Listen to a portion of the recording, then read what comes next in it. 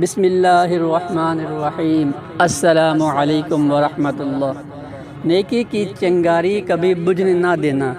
مولانا رومی ایک واقعہ لکھتے ہیں کہ کسی صاحب کے گھر رات کو چور گھس گیا۔ صاحب خانہ کی آنکھ کھلی تو رات کی تاریکی میں اٹھ کر ادھر ادھر دیکھا، کچھ نظر نہ آیا، پھر بستر پر جا کر لیٹ گیا۔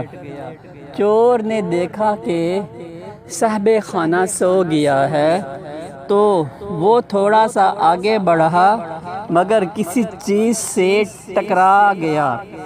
آواز ہوئی تو صاحب خانہ پھر اٹھ بیٹھا اور اندھیرے میں ادھر ادھر نظریں پھاڑ پھاڑ کر دیکھنے لگا۔ اب صاحب خانہ کو یقین ہو چلا تھا کہ گھر میں کوئی چور گھس آیا ہے۔ صاحب خانہ نے سوچا کیوں نہ چراغ روشن کر کے گھر کو دیکھا جائے تاکہ تسلی ہو جائے۔ اب صاحب خانہ قریب رکھے چراغ کو جلانے کے لیے پتھروں کو رگڑا۔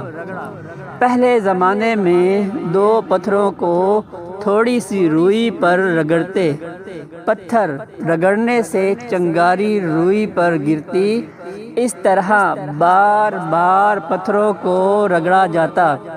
جب 8-10 چنگاریاں روئی پر گرتی تو روئی دھکنے لگتی۔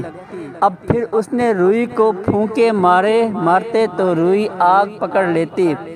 اس طرح آگ جلائی جاتی تھی۔ اب جب صاحب خانہ نے آگ جلانے کے لیے پتھروں کو رگڑنا شروع کیا تو چور سمجھ گیا کہ صاحب خانہ کیا کرنا چاہتے ہیں، لہذا چور دبے پاؤں آ کر صاحب خانہ کے ساتھ بیٹھ گیا۔ صاحب خانہ پتھر رگڑتے، ننھی سی چنگاری روئی پر گرتی، سامنے بیٹھا چور اس چنگاری کو اگلی چنگاری گرنے سے پہلے بجھا دیتا۔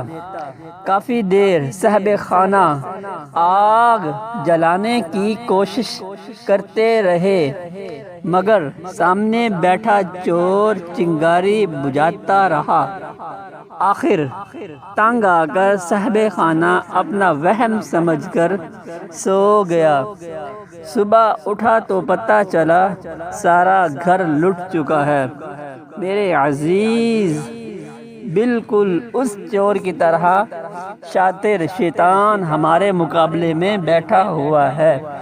ہم جب بھی کوئی نیکی کی خیر کی چنگاری جلاتے ہیں یہ اس کو بجھا دیتا ہے، کبھی نفس کے ذریعے، کبھی اپنی عیاری اور کبھی مکاری سے، تو کبھی لوگوں کے دلوں میں وسوسے پیدا کر کے، تو کبھی خود ہمارا نفس کہتا ہے کہ چل چھوڑ یار، یہ تو کس کام میں لگ گیا ہے، لوگ کیا کہیں گے، رشتہ دار کیا سوچیں گے۔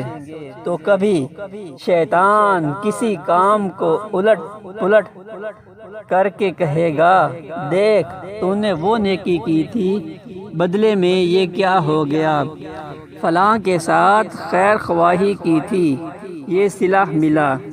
تمہیں تو کبھی انسانوں کے دلوں میں وسوسے ڈالے گا اور لوگ آپ کو کہیں گے جناب آپ کو کیا ہو گیا ہے، آپ تو اچھے بھلے تھے، آپ کن باتوں میں پڑ گئے۔ جی چھوڑیے ان چیزوں کو۔